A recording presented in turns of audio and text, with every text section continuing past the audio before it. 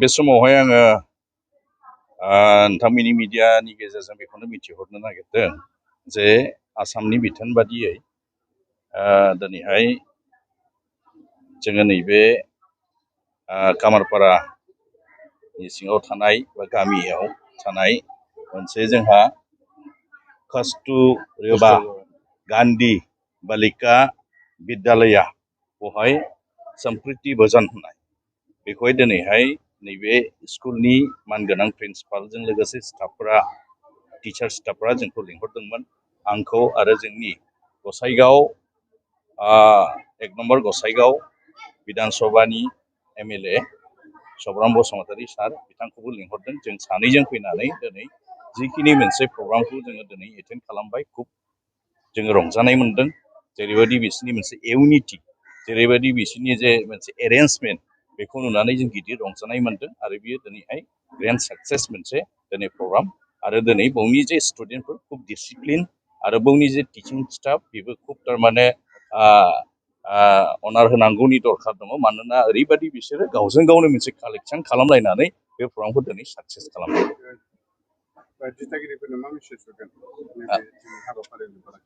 दे जिहेतु बेवहाय दिनैहाय स्टुडेन्ट जे बेवहाय दङ नैबे स्कुलाव हाबफैनाय स्टुडेन्टफोर बिथांमोननि जे गार्जेनफोर बिथांमोनाबो फैदों आरो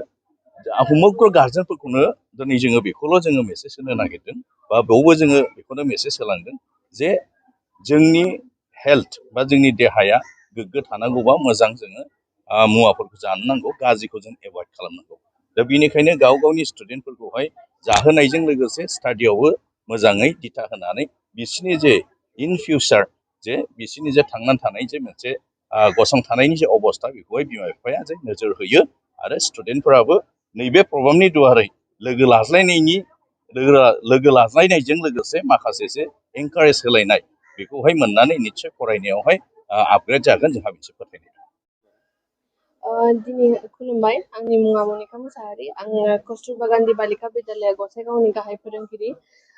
जोंहा दिनैहाय सम्प्रिति भजन उइक मोनसे प्रग्राम अर्गानाइज खालामदों जोंहा ओमफ्राय बेवहाय जोंनि प्रग्रामावहाय जोङो इनभाइट खालामनानै लेंहरदों आलासिफ्रानो जाहैबाय जोंनि MLA दानि गोदान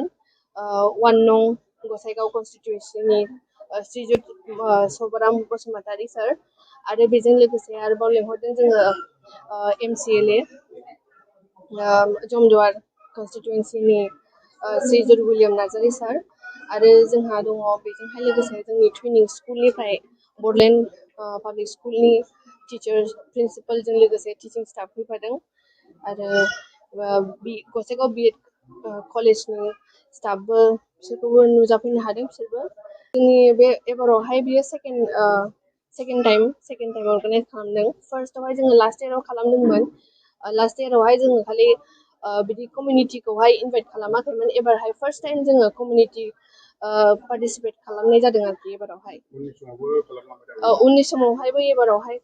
बेखौनो मिजिंथिदों एबारावहाय खालामलांबाय थागोन आरोखि बेखौहाय बेजोंहाय आङो बेखौनो मेसेज हरनो सानदोंखि जोङो जोंनि मेन नैबे सम्प्रिति भजन उइकआ जेन'बा जोंनि देहा जोंनि मेन मट'आनो जाहैबाय your body is a temple माने जोंनि देहायानो जोंनि धोन स' जोङो जोंनि देहाखौ मोजां लाखिनो थाखाय जोङो मोजां बुस्थु आरो मोजां मुवा बेसादफोरखौ जानांगौ जोङो आरो गाज्रि बेसादनिफ्राय जोङो गोजानाव थानांगौ स' जेसेबां हायो जोङो जोंनि देहाखौ जोथोनै लाखिनो थाखाय जोङो मोजां जिनिस जानांगोन अब्लासो जोङो जोंनि साननाय हनाय आरो जों जेसेबां फरायनो लुगैदों बा गोसो जादों बेफोर गासिबो खामानिखौ जोङो मावजोबलांनो हागोन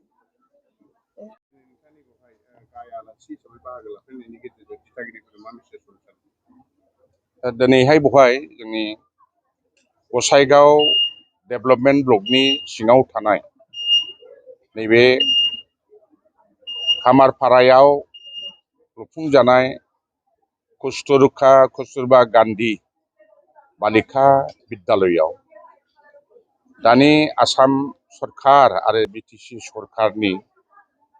बिथोन बादियै जेनाखि SSA माने सर्व शिक्षा आसनिनि सिङाव थानाय 15 थारिखनिफ्राय जागायनानै 20 जुन अक्ट' बे जुनसिम जानो गोनां जे सम्प्रिति भजन जजना बिनि सिङाव गोबां गारजेन आरो माखासे रायजोनि प्रतिनिधि गथ' गथायफोरजों मोनसे सम्प्रिति भजन खालामलायनाय हाबाफारि सरकारा लादों आरो बे हाबाफारियाव जोंखौ रायजोनि प्रतिनिधि हिसाबै बे फरायसालिफ्राव जगाजग खालामनानै बावहाय पार्टिसिपेट खालामनांगौ होननानै जिहेतु बिथोन बे बिथोनखौ गनायनानै आङो गसाइगाव 1 नम्बर गसाइगाव बिधान सभा समष्टिनि बिधायक हिसाबै दिनै जिहेतु बियो बाव गसाइगावनि समष्टियाव गोग्लैयो मैया आङो गसाइगाव गार्लस हाई स्कुलाव खालामदों आरो दिनै बेवहाय कस्तुरबा गान्धी जेनाखि बालिका बिद्यालयआव नुजाफैनानै बिथिंनि फोरोंगिरि आरो गथ' गथायफोरजों जों जयै नुजालायबाय आरो आंजों दंफायो जोंना मानगोनां जन्धुवार बिटिसि बियाबनि एमसिएलए उइलियाम नार्जारी जों सानैजों दिनै नुजाफैनानै बेवहाय जों मोजां मोनदों आरो बे प्रग्रामा बिथांमोननि नाजानायाव बेवहाय ग्रेन्ड साक्सेस जाबाय मोजां मोजां फिथाइ सामथाइ जों मोनजाबाय आरो बेखौनो जोङो बे अनुस्थाननि जेनाखि प्रिन्सिपालजों लोगोसे दैदेनगिरिफोरखौ जोङो साबायखर होयो।